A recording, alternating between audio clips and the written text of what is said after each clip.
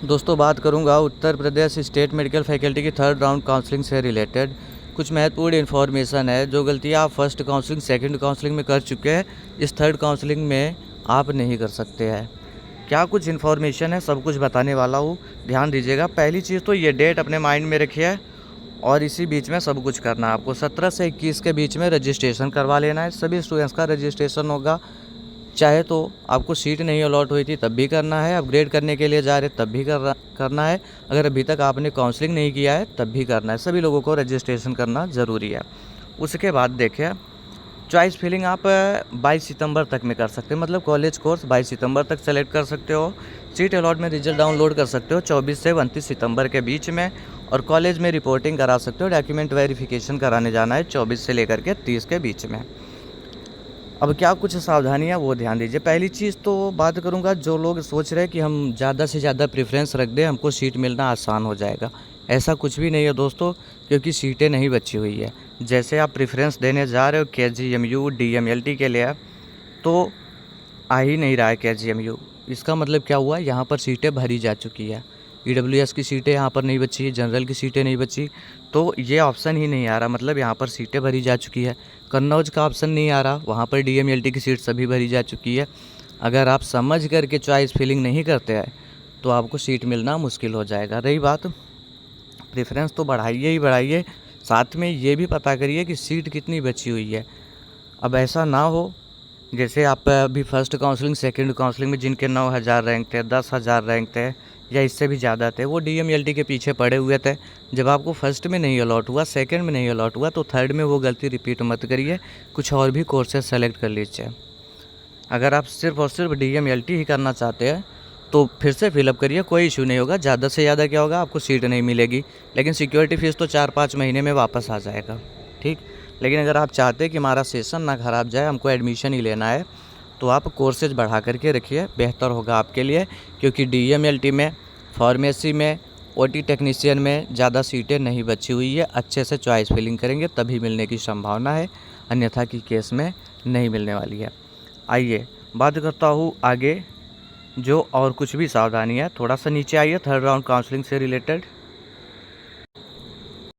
अब ध्यान दीजिए, जिनको फर्स्ट काउंसलिंग में सीट अलॉट हो गई है, सेकंड काउंसलिंग में सीट अलॉट हो गई है, वो चाहते हैं कॉलेज और कोर्स अपग्रेड करना, तो यहीं पर अपग्रेड कर लीजिए थर्ड राउंड काउंसलिंग के लिए, और ऐसा ऑप्शन दीजिए जिससे आपका अपग्रेड हो जाए। क्योंकि थर्ड काउंसलिंग के बाद अपग्रेड का ऑप्शन नहीं आएगा। पता है आपको, रिजाइन के लिए पोर्टल ओपन किया गया था सेकंड काउंसलिंग कंप्लीट होने के बाद, अब रिजाइन भी आप नहीं दे पाएंगे। बिल्कुल अच्छे से समझिएगा, जो सीट मिलेगी उस पर आपको एडमिशन लेना ही लेना है। इसलिए सोच समझ करके चॉइस फिलिंग दीजिए, और कोर्सेज वही सेलेक्ट करिए जो अपग्रेड की नौबत ना आए, क्योंकि अपग्रेड नहीं होगा। अगर गलती से मॉपअप काउंसलिंग अगर होता भी है, या स्पेशल काउंसलिंग बोल दूं मैं, स्टे राउंड काउंसलिंग बोल दूं मैं, अगर होता भी है तो वहाँ पर अपग्रेड का कोई ऑप्शन नहीं आता है। ध्यान दीजिएगा, अपग्रेड नहीं होगा। अपग्रेड सिर्फ और सिर्फ थर्ड काउंसलिंग तक होने वाला है, जो कि चल रही है आपकी, ठीक है। जो सीट मिलेगी आपको एडमिशन लेना होगा, इसके बाद रिजाइन का ऑप्शन नहीं आएगा। अब देखिए किसके पैसे जब्त कर लिए जाएंगे, वो ध्यान दीजिए। यदि किसी अभ्यर्थी को काउंसलिंग में कोई सीट आवंटित होती है और वह संबंधित प्रशिक्षण केंद्र में प्रवेश प्रक्रिया पूर्ण नहीं करता, कहने का मतलब सीट अलॉट हो गई, आप एडमिशन लो या मत लो, सिक्योरिटी फीस वापस नहीं की जाएगी। उसके बाद है, यदि किसी अभ्यर्थी को काउंसलिंग में कोई सीट आवंटित होती है और अभ्यर्थी 19,000 रुपये जमा करने के पश्चात भी प्रवेश प्रक्रिया नहीं पूरी करता है, तो 5,000 जब्त किया जाएगा, ये 19,000 वापस कर दिया जाएगा। जैसे कुछ बच्चे होंगे, फर्स्ट काउंसलिंग करवाया होगा, सेकंड काउंसलिंग करवाया होगा, अलॉटमेंट रिजल्ट डाउनलोड कर लिया होगा, लेकिन किसी कारणवश एडमिशन नहीं कराया, तो 19,000 रुपये उनके फंसे हुए हैं। आपका सिक्योरिटी फ़ीस 5,000 ये तो वापस कर दिया जाए, सॉरी ये नहीं वापस किया जाएगा, और ये जो 19,000 है ये सभी काउंसलिंग कंप्लीट होने के बाद वापस की जाएगी, पहले नहीं किया जाएगा। उसके बाद ये थर्ड नंबर का पॉइंट ध्यान दीजिए, यदि प्रवेशित अभ्यर्थी अपग्रेडेशन हेतु आवेदन करता है और अपग्रेडेड सीट पर प्रवेश प्रक्रिया पूर्ण नहीं करता है, तो पूर्व में प्रवेशित सीट के सापेक्ष जमा की गई सिक्योरिटी फीस वापस नहीं की जाएगी, ठीक है। अपग्रेड करने के लिए आपने काउंसलिंग किया हुआ है, अगर आपको सीट मिल गई, जैसे सेकंड में सीट मिला था, अभी में आप अपग्रेड करने के लिए काउंसलिंग किए और थर्ड में भी सीट मिल गई, लेकिन यहाँ पर आप डॉक्यूमेंट वेरिफिकेशन नहीं कराते हो, तो जो 5,000 रुपये सेकेंड काउंसलिंग सिक्योरिटी फीस आप दिए थे वो जब्त कर ली जाएगी, वो वापस नहीं किया जाएगा। अगला पॉइंट है, देखिए दोस्तों, इसमें कंप्लीट इन्फॉर्मेशन है। अब यही स्टूडेंट्स आकर के हमसे चैनल पे अलग से पूछते हैं, तो यही समझ ले, बेहतर होगा आपके लिए। किस कंडीशन में पूरा आपका 19,000 भी जब्त कर लिया जाएगा, 5,000 भी जब्त कर लिया जाएगा, वो देखिए। तृतीय चक्र में अपग्रेडेड अभ्यर्थी द्वारा अपग्रेडेड सीट पर प्रवेश प्रक्रिया पूर्ण नहीं की जाती है, तो ऐसे अभ्यर्थी द्वारा जमा किया गया शिक्षण शुल्क 5,000 प्लस 19,000 वापस नहीं किया जाएगा। जो स्टूडेंट्स अपग्रेड के लिए काउंसलिंग कर रहे हैं, अगर आपको सीट अलॉट होती है थर्ड राउंड काउंसलिंग में और आप एडमिशन प्रोसीजर नहीं कंप्लीट करेंगे, तो पूरा 24,000 रुपये आपके जब्त कर लिए जाएंगे, ये वापस नहीं किए जाएंगे। उसके बाद है, ऐसे अभ्यर्थी जिनका त्यागपत्र पोर्टल पर अंकित हुआ हो, उनकी सिक्योरिटी फीस 5,000 जब्त कर ली जाएगी और 19,000 रुपये में 10% की कटौती की जाएगी, मतलब 1,900 रुपये कट जाएंगे इसमें से।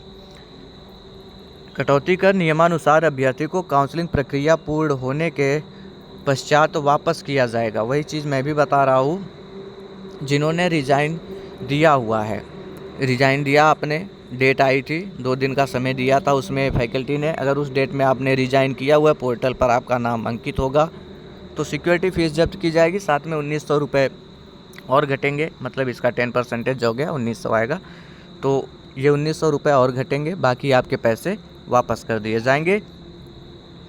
और देखिए, यदि कोई अभ्यर्थी कोर्स छोड़ता है तो शिक्षण शुल्क वापस नहीं किया जाएगा। अगर त्याग पत्र जो देना था उस डेट में आपने नहीं कराया, उसके बाद आप एडमिशन छोड़ रहे हो, तो 1 भी रुपये नहीं वापस होने वाला है, ध्यान दीजिएगा इस पॉइंट को। नंबर 6 है, अभ्यर्थी को प्रवेशित प्रशिक्षण केंद्र से अन्य मदों की फीस यदि वापसी हेतु मान्य हो एवं दस्तावेज वापसी हेतु स्वयं संपर्क करना होगा। आप जिस अभ्यर्थी द्वारा पूर्व में जमा किया गया किसी भी प्रकार का भुगतान यदि रिफंड हेतु मान्य हो, तो जिस खाते माध्यम से आपने भुगतान किया होगा उसी में वापस आएगा। अगर आपका वो खाता जो है चालू की कंडीशन नहीं है, कुछ इश्यू होगा, तो जिससे आपने रजिस्ट्रेशन किया था उसमें आपका ट्रांसफ़र कर दिया जाएगा पैसा। तो दोस्तों, ये पैसे वाली जो है झंझट अपग्रेड के लिए, इसको बिल्कुल बारीकी से समझ लेना, और मैं आपसे यही बोलूँगा, सोच समझ करके प्रेफरेंस दीजिए।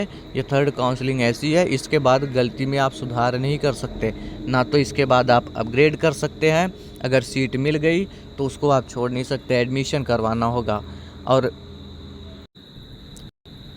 और सिर्फ कॉलेज और कोर्सेज मत भरने चले जाइए, उससे भी सीट नहीं मिलने वाली है। बिल्कुल अच्छे से बारीकी से समझ करके चॉइस फिलिंग करिए और ज़्यादा से ज़्यादा ऑप्शन रखिए। अगर 1 कोर्स 2 कोर्स आप फिलअप करके देख रहे हैं, फर्स्ट काउंसलिंग से सेकंड काउंसलिंग से नहीं मिल रहा है, तो थर्ड में उसको थोड़ा बढ़ा के रखिए, आसान नहीं रहने वाला है। आगे मॉपअप काउंसलिंग होगा, इसकी भी श्योरिटी नहीं है, क्योंकि लो कोर्सेज जो है वो भी भरे जा चुके हैं लगभग। टॉप कोर्सेज तो टॉप कॉलेज से भरे ही जा चुके हैं, ठीक है। सेकंड काउंसलिंग के बाद सोचे KGMU में सीट नहीं है, कन्नौज में सीट नहीं है, ऐसे जगह जगह पर और भी कोर्सेज जहाँ पर सीट नहीं बची हुई है, तो इस बात को ध्यान रखिएगा।